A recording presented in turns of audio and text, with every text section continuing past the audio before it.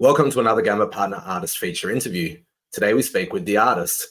The Artist speaks on creating prolifically, lessons learned, helping out others, and contributing to an ecosystem.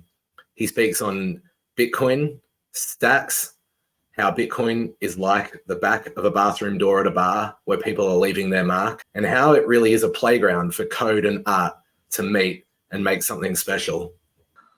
All right, so very excited to have a good friend of mine and also Gamma Partner artist, The Artist, on with us today. We're going to learn what makes the man The Artist. It's funny, I don't know if we'll get a story on why he's even called The Artist, but he's an artist and he is The Artist.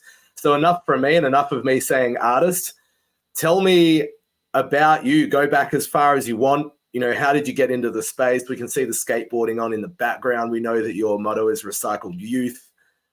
Who are you, The Artist? Yeah, kind of that. That'll be a good run in. I already don't know how to answer you. I guess where do you want me to start? How I got into space? Look, go back as far as you want. When did you start creating? What inspired you? Why do you create in the way that you do? I think it's just like wanting to express stuff in some way in like whatever format, and I think that's been something that's sort of, and I'm sure it's the same for a lot of artists, but it's been like dictated through a lot of my life, where it's just like, just as a kid, like just needing an outlet to do whatever. So like you say, be it like skateboarding or like graffiti or being in bands or like whatever you want to do. Like, I just think a lot of people are just reaching out to just like put a little mark on or just like get something out, regardless of who's doing it. Things that you can make and produce like within a bedroom garage, I think that's becomes like the zeitgeist and the important thing, because it's a way that like you don't necessarily need talent or money to start those things. And I think a lot of people found their voice through that, or like through a medium like skateboarding or art or graffiti or music. And even now, like coding, I think is a really interesting way of like representing yourself. I think a lot of those people who were like maybe lost in their youth or like stuck in their bedrooms or need an outlet, that culture has gone from being like perpetually outdoors and like skateboarding and graffiti to maybe you're perpetually indoors and online. I think those roots get like really, really interesting. I think a lot of the personality types that previously would have found other artistic outlets now will do maybe things like coders. So I really love, and coming back into like why I'm in this space, the thing that's always really appealed to me is like the marriage of those two personality types like coming together, where you can get like artists and creative people and people who are like creative and like artistic within code, and you bring those two things together and we get this like really interesting space that isn't reliant necessarily on things that maybe a lot of people in those industries have difficulty with, like jobs or authority or whatever. And it's a way that you can come and create those positions for yourself, and you kind of need to lean on both of those types of things within this space. Like there's really interesting ways, like with Gamma, how they're making those tools so maybe now an artist doesn't need someone like that, but then if you want to elevate and do more, then you need someone else. So I think the basis of any real strong good project within Web3 relies on like someone who's very like creative and someone who can code, and those two things coming together I think are really fascinating. Yeah, it's interesting that you mentioned that you've done some quite diverse work and some interactive work with a good friend of yours, and I guess co-founder of Procrastinate Pixels, PQ, which we can get to. But if you think about, I don't want to say you have a signature style because I know you've been represented in different ways, but the style that you lean on, the style that you entered with the guests, I guess people, know you with, and even Birds of a Feather set, which you created for my project, and then a bunch of other stuff that you've created, which we're going to pull up.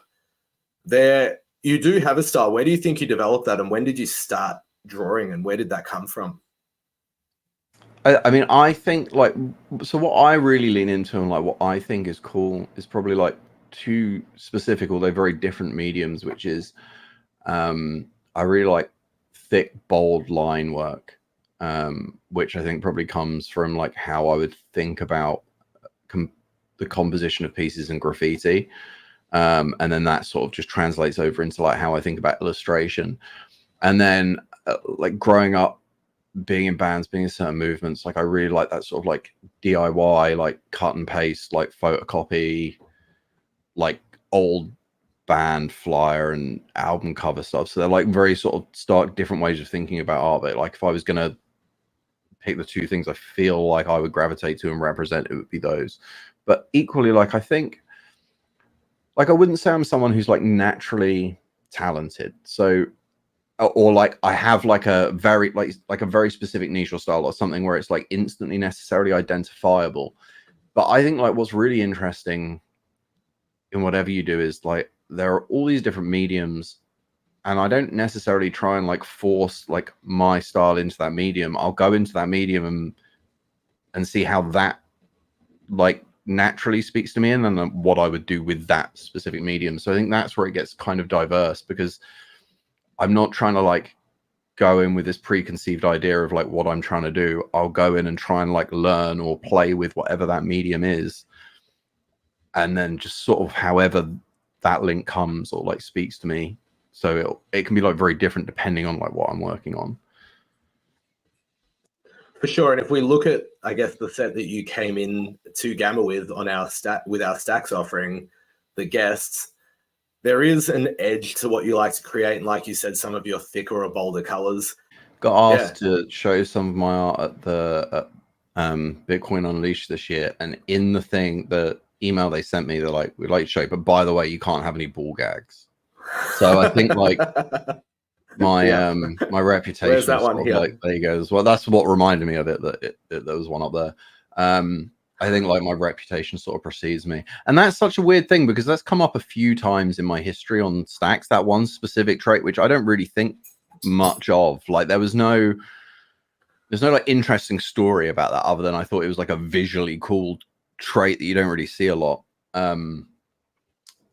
But there's been several times where that has like come up and been somehow a hurdle in a conversation in this space.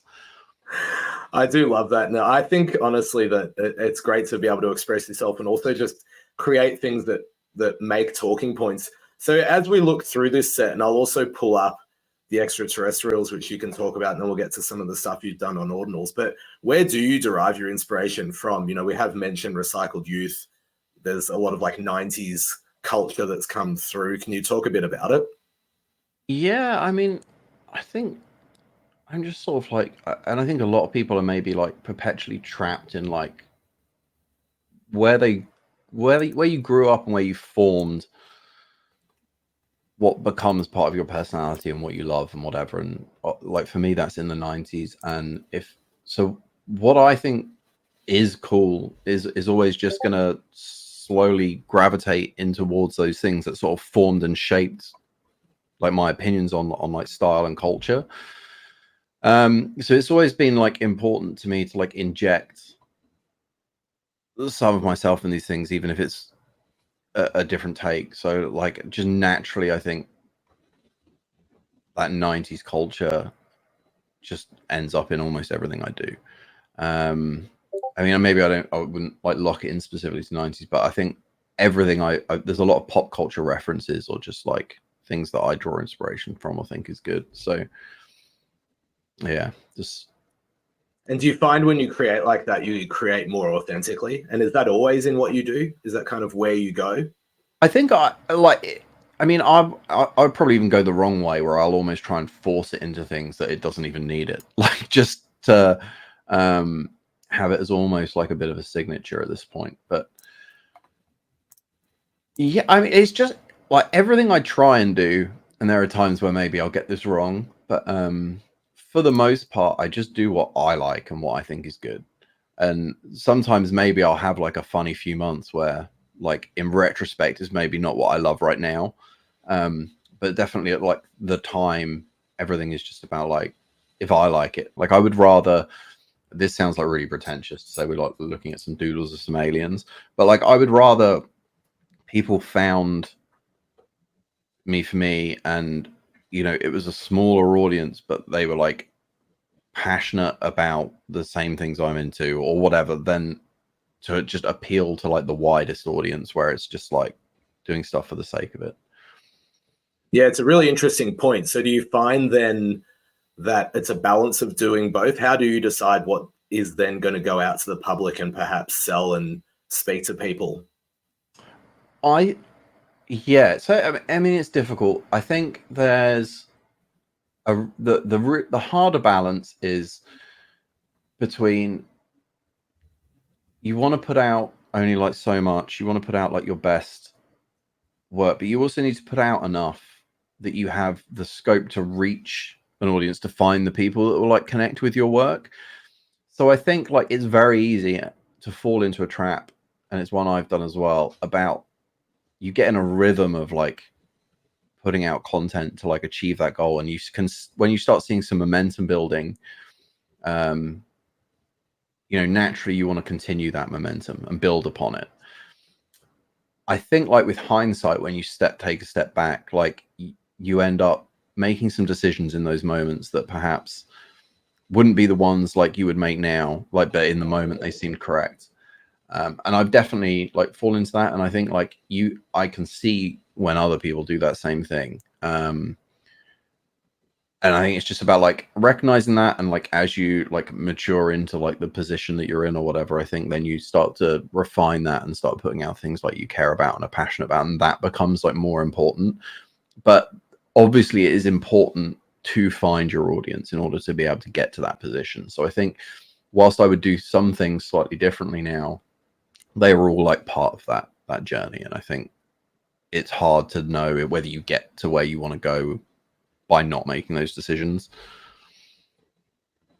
And I know you just touched on some of that briefly. What do you think are some things or key takeaways since you started working in the space that you are taking forward into what you do?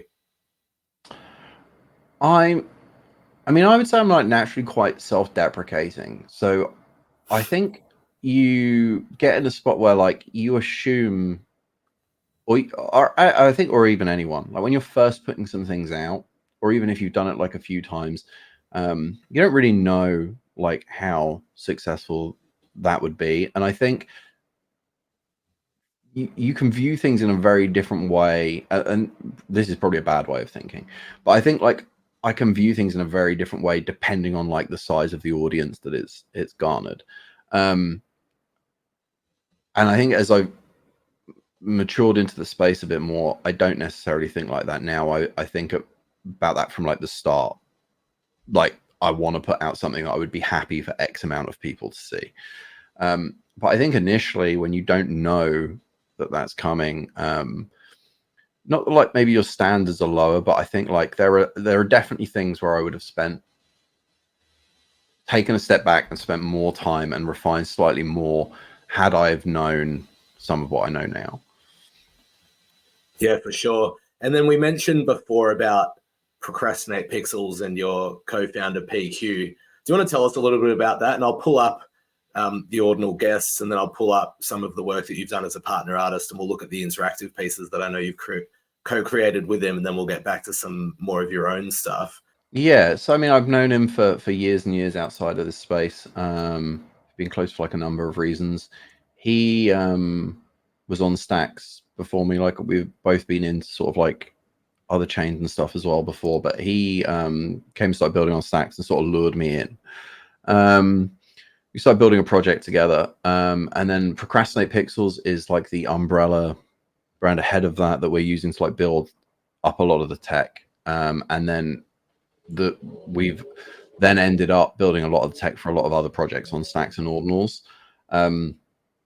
which a lot of that will be like boutique or like custom work, like specific to what they need. But generally speaking, like what we're trying to produce, and what I feel really strongly about is I think a lot of projects and for a lot of users, all of the attention goes on like the beginning and end of a story, where it's just like if you think about it in terms of like a storybook where normally it would have like a beginning, a middle, and end, I think a lot of founders and a lot of users they focus on a lot on the beginning of the story, which is important. It's like you're introducing the characters, or like driving all like the hype. It's all about the mint. It's all about like the art and what you're creating, and then you go straight from that to almost thinking about like towards the end of the story. It's like, okay, so what are we producing as a project? Like, what does the price go up to? Whatever it is, it's like there's those two things, but the route in between that, I think, is what becomes like really, really important. And I think that's where maybe a lot of projects fail or get called rugs that probably had really good intentions going in. But whether you're like a 1 or 2 person thing or like some big company, like if you're like building a project and the beginning is like your fundraising and the end goal is like what you're then taking those funds and what you're building towards, in this space that moves so quickly and where like that person's attention is at such a high demand, it's really hard to get from those 2 points without putting way too many like resources in the middle. And the projects that succeed are the ones unless you get quite lucky, are the ones who really understand how important it is to drive that middle section of the story to get to like where you're going. And where you're going, assuming what you're building is like good, you then get this opportunity to sort of like tread water and grow and let that develop. But depending on like the scope of what you're building, that can take a huge amount of time. Even with the best intention, you might think something takes like 2-3 months. It might take a year, and that's not necessarily people being lazy. I think, like, generally speaking, most people underestimate how long a thing takes to do.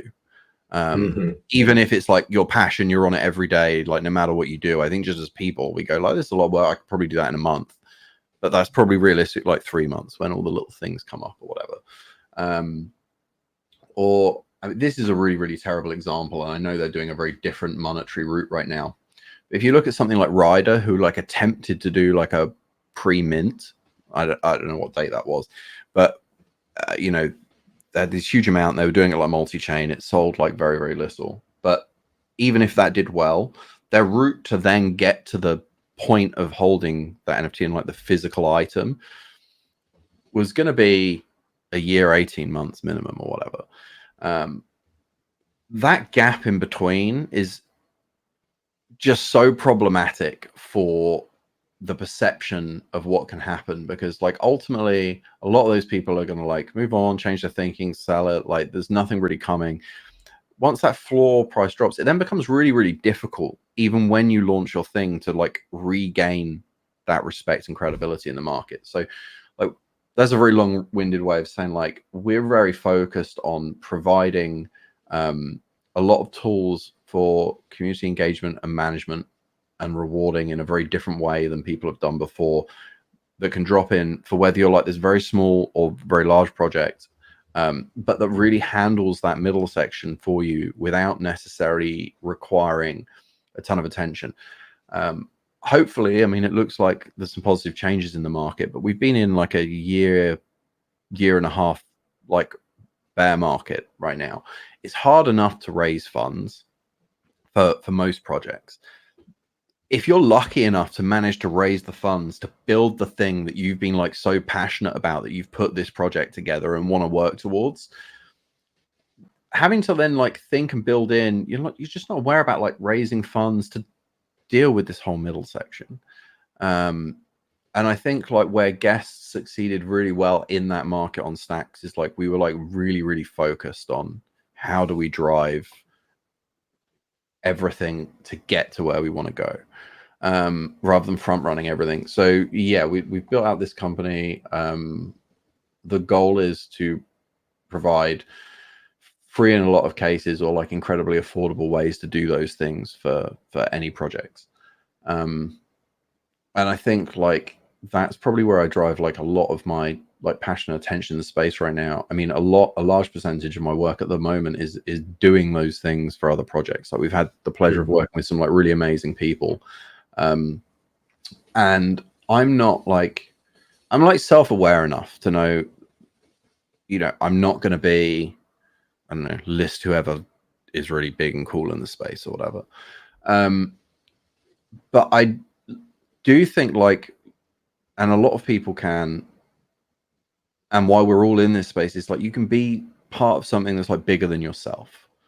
Like there's a very small amount of people that are going to be that on their own, but be it like putting something part into an important project, or even just like a chain or the space in general, like we're all trying to like build and grow that, and whatever role you play within that, I think is important. And I think like get a lot of my satisfaction from the space is less so about like building up myself and way more about being part of something like bigger than me.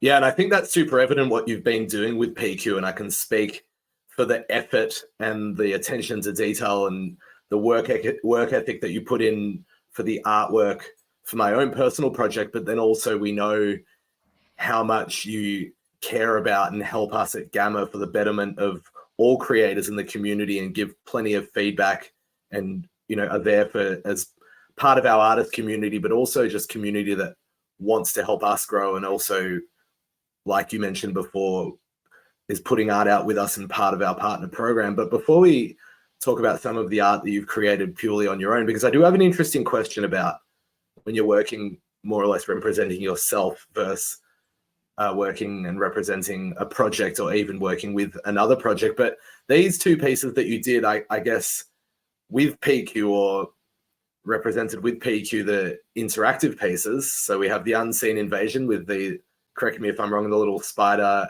or bloody spider that follows my mouse around. And then the first interactive print that we ever had on Gamma, Avoid Bright Lights. How do you go working with PQ to create tech-based art when you're the artist? And then I'd love for you to then talk about your other prints, because we can see what I would call perhaps more your signature style with the Meth Minds, and then something completely different with A Tale of Fame and Decay. So the more code-based pieces just come about, like, I think what's really fascinating about Ordinals is it's kind of like a playground right now where everyone's like working out what can be done. And not that these are like particularly interesting. We've got some really interesting things we can do with code, but just waiting for the mempool to chill out. But so like the way we start and think about those pieces is we'll sit down together and be like, okay, like what can we do in code, like a trick? So like the most obvious one is we can just change an image on rollover. So I like, what happens to me there is I go like, oh, that's like a light switch or whatever, it's just like off and on. What's off and on? Okay, so I'm thinking about like, and then I'll just go and make the art and the layers based on that. And then we'll code that up. I think like with those pieces specifically, I think like a lot of people earlier on were thinking about doing things like that with recursion and layers, and like what and that's like everyone has like a different thing they think is cool. Like for me, it's like, how far can we push a singular inscription? So all of those are not built up with recursion. Everything is isolated within that original inscription.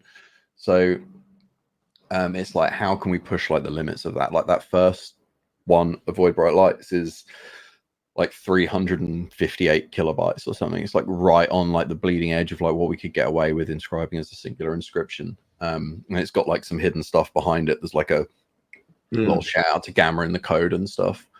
And then we did then the last one, so it's the same thing. It's just like, okay, we can do like this like creepy crawly thing with code. Like, how does that speak to me? And I was just like, and that one was actually going to come out on Halloween. Like that was the original plan, and then I just sort of spaced and we did a bunch of stuff, so it came out a bit later. But it's the same thing. It's just like the way those pieces start is, okay, here's like the bit of code that we can do, like, or this is like the trick that we can inscribe and make work. What does that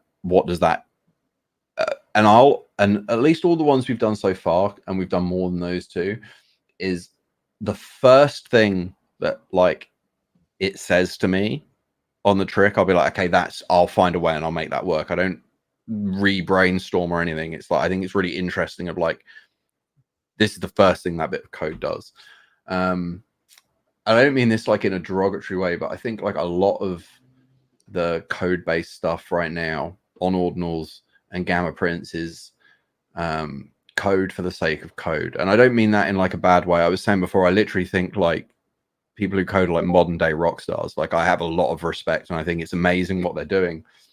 But it's like it is what it is. And I think like it's, as I was saying before, like what I really love about the space is the marriage of those two things.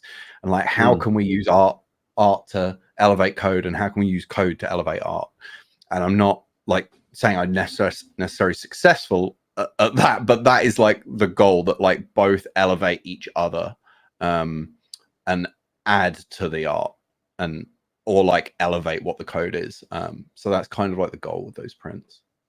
100%. And I think that the audience has really enjoyed them, and it is different and not everyone's doing it. So even though you might not think it's quite where it needs to be yet, like you said, you are self-deprecating. I think that it is a lot better than perhaps you think. And then this piece, A Tale of Fame and Decay, it's not something that we're used to seeing with you. Like we saw the Meth Minds, I guess the Booze Brain homages on the screen before, probably more similar to what we're used to, perhaps assigning you as, you know, oh yeah, that's by the artist. But this is very different. Talk to us about this piece, and again, I guess creating something very different even for yourself. So there's a collection of 4 or 5 of these on chain right now. Like we did one as prints, the rest were like one-of-ones on ordinals. This is probably more typically like what I'm into. It was just my way of trying to make like a tangible version of digital art. So the way these start is I'll take like a famous, cool, like 90s photograph, and then I'll photocopy that a bunch of times and keep like pushing the blacks and the whites out to the point that and then so it sort of naturally forms almost like SVG layers, but like on paper. And then I'll cut those down and break them out. And then typically I break them down to like 4 or 5 like physical layers that are like pushed pretty hard dynamically. And then I'll put them together and stack them in a different way. And then I'll also scan each of those in individually. And then I'm like rebuilding that image and then doing a bunch of like digital work and then drawing on top of it, which is like a really long way of going around doing something that you could probably get pretty close to the same result just digitally. But I think like I spent a lot of my life doing like very tangible physical art, and then since entering the space, like you get locked in and you're spending 99% of your art time on Procreate, which is like fantastic, but it's a very, very different feeling. I think like those pieces were me trying to find a way where I could like marry those two worlds in a different way. I'm always very keen of like making things that are like replicatable, and like where I can be like, if I do like this, and again it's like slightly forward thinking, where if it does end up like reaching an audience and speaking to people, it's something that like I can sort of make mine. So yeah, that's really where that one came from. And then the reason why that's on prints is I got offered as a partner, it's that fantastic opportunity to be in the book, and because it was going at Miami and those colors sort of spoke to me, I was like, that just seems like the print I would want in that. So it came down to, all right, let's just pull that out of the collection, we'll make a print of it. Whereas those were all planned to sort of be one-on-ones. And so that's really interesting. It's a good segue to this question of, I'm curious, tell me when you're creating for yourself purely as the artist versus when you're creating obviously as the artist but for your own project. How does your mindset differ? Yeah, I mean, not really. I mean, obviously, if I'm just creating something for myself, like something for the home or something tangible, that's probably going to be like your purest form of expression. It's just something you want, where there's like no purpose. I'm just creating for the sake of creating. And I'd like to think that that translates into when I'm doing, say, just like a project that is like purely like mine and putting that out into the world. But obviously I think like some of how, you know, if I'm creating purely for myself, I'm not trying to make 500 of anything. So I think obviously naturally that changes, and there are going to be like some ways like you sacrifice, you know, like if I'm thinking about like the guests, it's like my favorite one is like the first one I drew. And then my favorite ones from that set are the ones that are like closest to that vision. Everything I do, and yeah, definitely I'll then like later go on and make some traits or whatever for that set that I wouldn't have maybe initially thought of and end up loving. But obviously the thing that is like closest to what's purest in my head is that first thing I did. So for the most part, anything I do behind that is going to be like a slightly watered down version of that vision to like pad it out as a set. So whilst like all the individual traits, you know, when I'm doing a project for me, I'm like very rarely thinking like, okay, what is a trait other people will like? And whilst there might be some like NFT-isms in that set, it's because those are the ones that like I think is cool typically. I try not to like water down like what I think is cool so much, but I think yeah, naturally within that process of making a lot of variations of one thing, like the purest form of that is like how I'm going to think of that initially, and that will typically be like what my taste remains throughout the whole set. So all the ones I love the most in the guest are those like first kind of ham, like the ones that represent like the closest to that initial vision, I think. And that's interesting. I've got a couple of questions. Firstly, do you just create for yourself physically in your own home? You mentioned that. Yeah, for sure. I think you know, obviously me and my wife have probably very fundamentally different tastes, so I'm a bit limited about like what I can get away with and where. Otherwise the whole house would be like spray painted and drawn on probably, but like yeah, for whatever I can get away with and when I can carve out time, like that would be like what I would enjoy doing the most creatively. It just, and the same with like other artists, I just like surrounding myself by things that then inspire me, like that sort of thing. You know, I'll look at something and it will just make me want to do something. If I'm not around other art or other things that I like, it's not maybe necessarily like I need that to feel like I want to do something, but it definitely like spurs me on. Like a really good example of that is like I go, I work with like the number one guys a lot, so I go to over to like CX's studio, and I'll walk away from that each time, and for like 3 or 4 days, I'm like very creatively motivated. Like it lights up that thing where like all I want to do is like make something, even if it's like not really in relation to that or whatever, but I'll get a lot of energy from being in that sort of environment. So because of that, I like to do similar sort of thing in home. Like if I'm around things that like inspire me, like I'll constantly sort of get that little trigger to be like in the mode to do it. Yeah, it's really interesting. And then you mentioned NFTism or PFPism. What is that to you? Because there's definitely an art to it. Yeah, I mean, when I was, there's two ways to answer that. How I meant it and what I was talking before is like when I think of like, oh, like 3D glasses traits or whatever, just things that are like standard within sets that you maybe end up like putting in because like you feel you should or whatever. Where like I might think that's cool. Like I'll obviously gravitate towards traits I like, but I think like there's some of that like waters down maybe a vision or like you would do earlier on that maybe you wouldn't do later or whatever. There are those like tropes that just sort of like filter their way in, but I think ultimately like not how I meant it, but how you mean the question is how like I would think about that as a concept. And I think like ultimately the only way PFP based projects work is if it's cool enough that people want that to like represent them. And I think a lot of sets that fall short of that are sets that they don't feel like individual people or characters.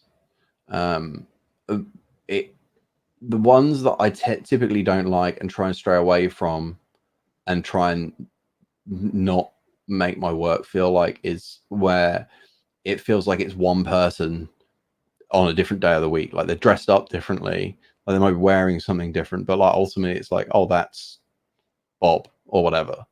What I want what I typically want to do in any sort of PFP set, or what I gravitate towards in ones that I would like collect, are ones where that particular token can feel like uniquely yours, and you can feel like it has a nuance, and it's a way to like express you, or express the way you want to represent yourself as your digital identity. So I think like that's really important when you're like building up the idea of how you would create a PFP set, is make it so people can find like themselves in that, even if it's completely removed from something humanoid or whatever. And everyone's taste will be like different. So it's that like you have to, as I say, slightly water down what you personally necessarily would gravitate towards, because particularly with a PFP specific set where it's less art focused and as I say more about like digital identity, it's like really important that like whatever it is, that people can find that bit of them in it, and then they'll feel really attached to it, and that's when I think that really gets momentum and traction. And then when you do put out work as a collection or as your own individual work, say as a Gamma partner artist, how do you feel when you put it out there? Is it nerve-wracking? Do you wonder how people are going to react to it? It goes out to a global audience.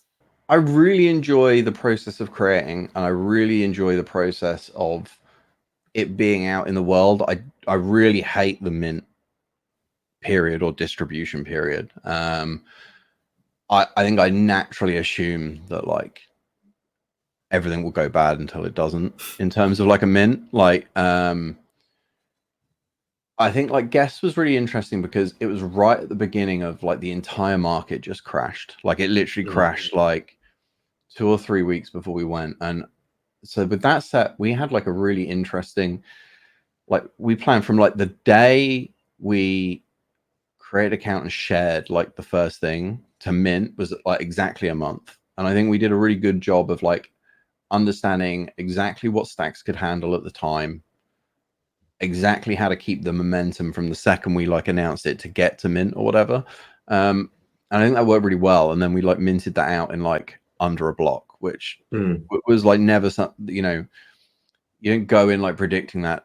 No, and particularly in this space, like a lot of people say things, a lot of people apply for whitelists, a lot of people like join servers or like speculate or whatever, but there's often, you know, a lot of people see how that first block, but particularly on stacks, like you look, what happens in the first block, and then make a decision based on that. So the fact that that all went so quick was really interesting. The difficulty there is then you've got that expectation, and anything you do after it, if it doesn't achieve that again, it's like then you have to look into like what you're doing wrong. So I get like very stressed around that like day, but everything else on the process I really like. But if I could just remove that bit of it, I think I would enjoy it a lot more. What advice would you give people who are thinking of releasing their own art, perhaps one of ones, maybe a small series or a collection?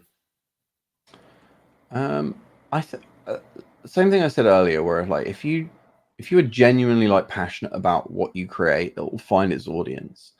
And finding an audience is not necessarily like an instant thing. I won't say who, but I was speaking to an artist like recently who was like really rejected and stopped and pulled something down because it didn't get like the instant reaction they wanted. I think, as I say, like there's so many people, and it's so hard to like cut through the noise right now. But if like you keep working the space, like it will gradually, like you will find those people, and those people will typically like stick around if you're doing your job right. So it's just, particularly with one of ones and stuff, and where it's like where you're focused on like just art, it is really about gradually finding that user base, and then everything else with that gets like easier over time, because you will gradually keep picking up people who find you, and they'll, you know, keep wanting to collect or whatever. So I think it's, yeah, just do the opposite of like what I'm just saying about being stressed about like minting or whatever, and just have your work available. So when the person who is going to see something in it and is going to be touched by it, or is going to like love it, or whatever they do, the person who you make feel something, make sure there is something that they can feel. So just keep putting out content, and it will find an audience. Like there's a ton of art I hate that people love, and there's a ton of art I love that no one seems to care about or whatever. But you, whatever it is that you make, at whatever standard, there will be someone who they will be like captivated by and love that. And it's just about making sure that when that person is looking around, like what you have is there to be found. Don't worry about like trying to find them first, I think is probably the way to, I'd say to those people.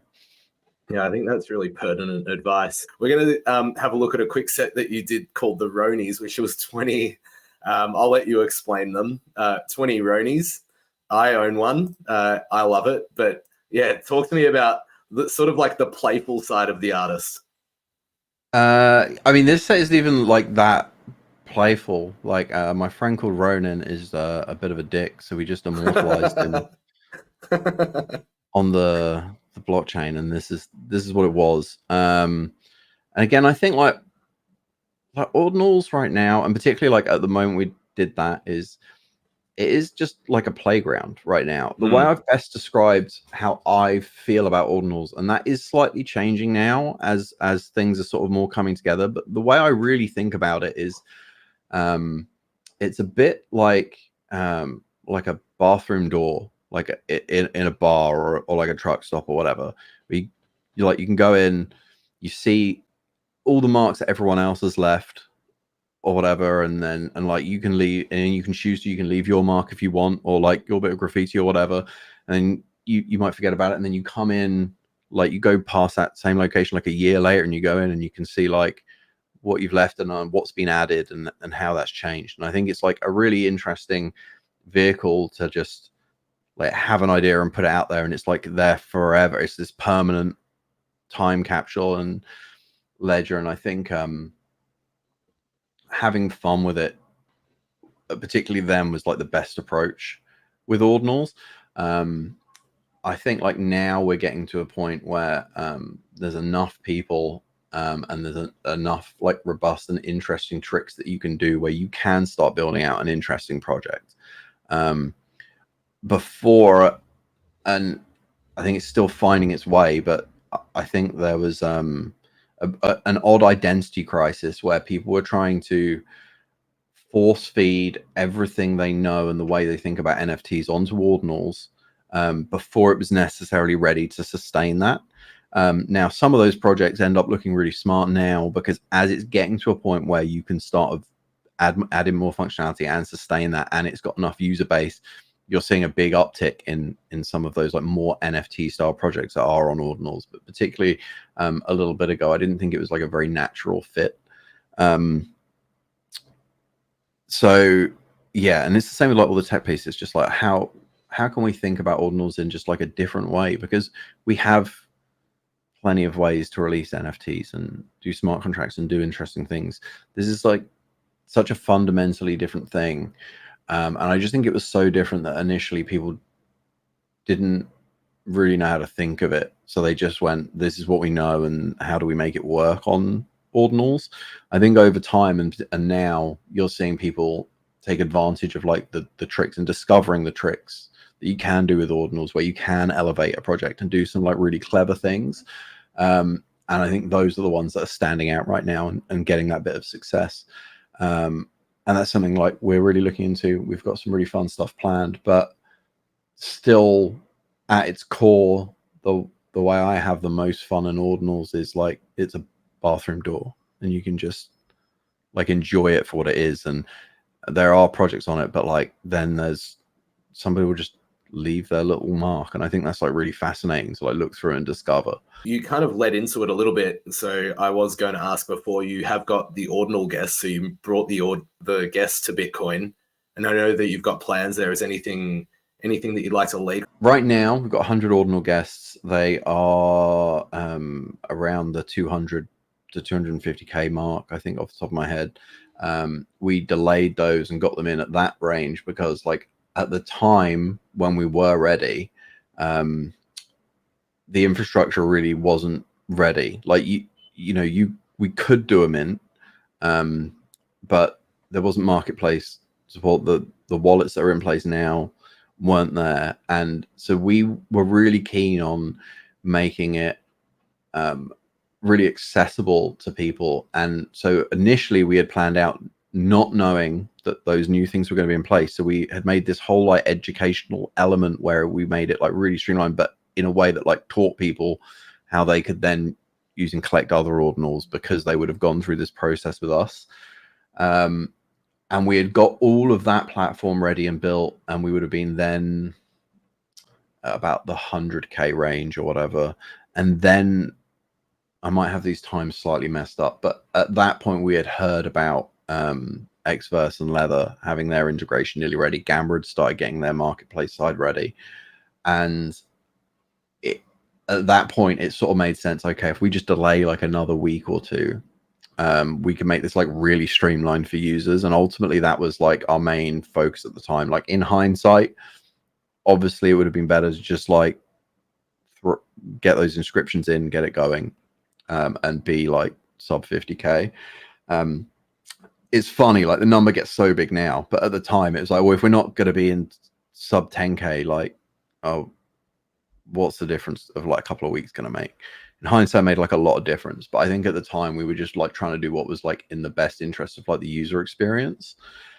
And then as Ordinals has grown and Stacks has sort of faced some of its like struggles, because I think it was up again. I think Stacks, like I really love Stacks, and mainly for like the community that's on it, but I think it faced a very different struggle, because not only did it face like probably like the worst bear market we've had since NFTs and like crypto communities were a thing, it faced that whilst Ordinals came along, which I think for a large percentage of people on Stacks, they're there because they wanted to either build or buy on Bitcoin. And that was like as close as you could really get to it at the time. So now the people who like cared about that now have a very native experience where they could do like a similar thing to a lot of what they were doing. And you're in this like brutal bear market with like a declining community. And I think it could have probably weathered one of those things at a time, but it was a really big impact for the chain with both happening at once. So I've spent like 6 months like agonizing about how do we think about like the OG guest set and what do we do with it. And many times I'd nearly pulled the trigger to either take it to Sol, which I think would be like a really good fit for like our project and our utility, or like Ordinals, which is like the reason we built on Stacks is we want to be on Bitcoin, but we didn't want to like make it cost prohibitive or really have any cost for users. And Ordinals, again, like it's hard to talk about it at this day where everything's looking really good in Ordinals, but there was a spot in the middle where it was like trying to find its feet and it wasn't quite right. And it was like really easy, I think, for people to put out content, but in terms of like how the aftermarket felt and how like transient the content felt, like it was very much like, oh, this is this week's thing, this is this week's thing, and whatever. And 3 weeks later, like no one's caring about the thing that was like 2 weeks before. It takes a little while for it to like develop as an ecosystem, and I think we're getting there now. So I kept thinking about like, where are we going to move? And I was really just asking myself like the wrong question, because the question I was asking is like, where is the best place to take the project? But really what I needed to be asking is like, what is best for our users? And it's not really for me to make that decision. They all came to Stacks or came to our project initially because they wanted to either be on Bitcoin or, more importantly, be on Stacks. Like that is where, and it's not for me to say where I think the current state of Stacks is. It's not for me to project where Stacks might be in the future, or to tell them like, you know, everyone's going to find whatever it is that they think in those situations at different times and have different feelings about it. So we wanted to be like really respectful of that. And I was never quite ready to like fully step out of Stacks, but for some reason I had it really locked in my head that that was the only option. It was like stay on Stacks or go here or go there.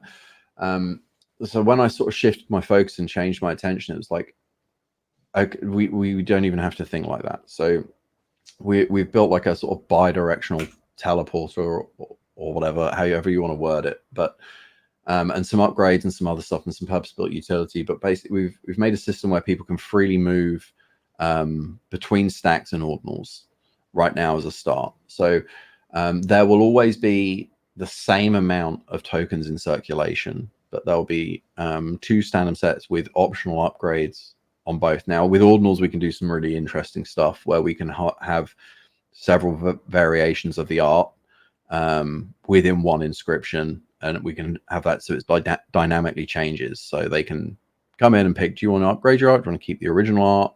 When do you want to change back and forth? We can add in like dynamic traits that like do things whenever.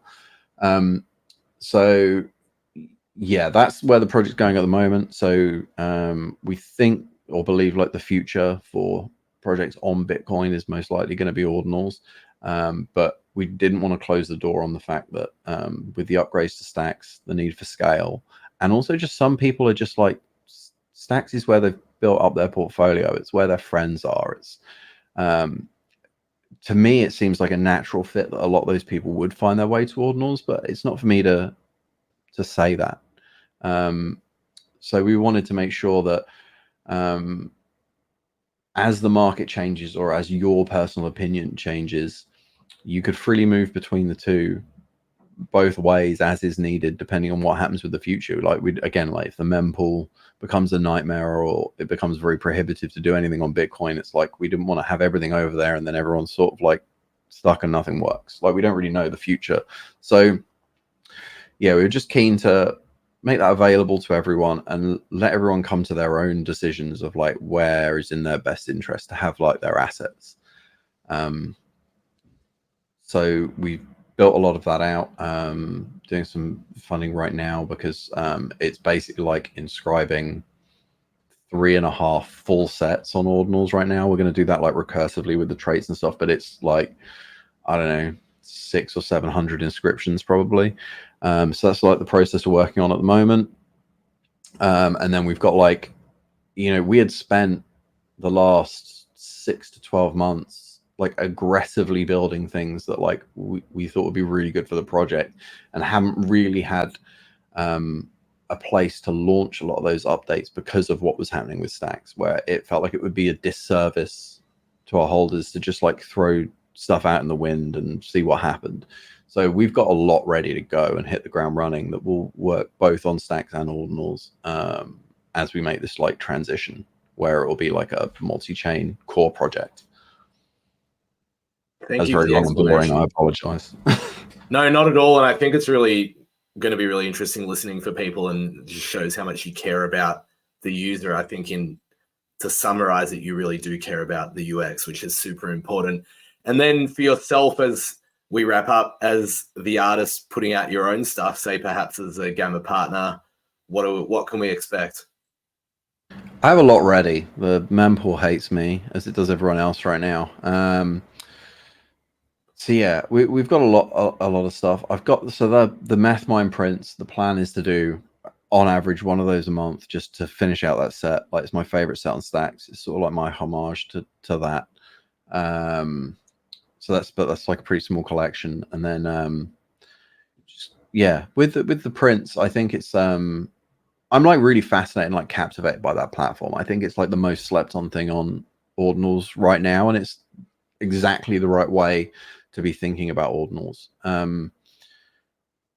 I think there's a lot of stuff on ordinals right now which would make far more sense on other chains if you remove like the purist aspect of it. Yeah, like we want everything on chain, we want to build on Bitcoin, like fine. But like if we're being honest, like a lot of projects would, you know, if they had the same audience on any other chain, actually have probably a better experience. I think like specifically for like prints, one-on-ones, like art and stuff, like what Gamma are doing is a really interesting, really good way of viewing ordinals. And I think the way they've implemented it is incredible. And then I think the way artists get to use it, like I know like the initial idea is effectively like subsidizes some income as an artist, allows you to continue to create. My real hope is like it doesn't become like cost prohibitive for people to inscribe and do it on a regular basis, because I think it's this really fun platform of like, as more and more people come in, like everyone's bringing all their eyes into this platform, which has got like really great tools for discovery. And that works in volume even better. Like the more people and the more prints that come on only adds to that ecosystem. And I think the price point that Gamma is able to offer getting that things down to, and the assistance they provide and all the opportunities they provide as a result of it, in my opinion, make it like the best thing that's going on in ordinals right now. So my plans obviously like to continue and grow within that. I'm also like working with the Gamma to bring in some real world artists from like outside Web3 to like do something on that platform. So I really believe in it, like genuinely, both in terms of like the altruistic nature of how like Gamma are doing it for artists, but also like what it can mean in terms of like growth for like Gamma and ordinals and art on Bitcoin. So yeah, as long as the mempool plays ball, like I've got a lot of plans for prints, and I'm both in terms of like creating on it, but also like just collecting on it and enjoying like what they're doing.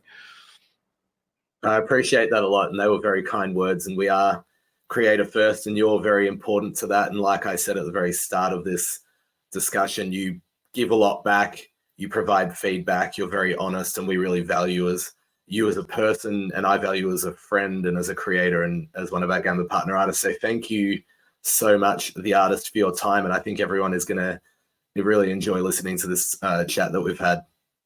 Yeah, it's a pleasure as always, sir.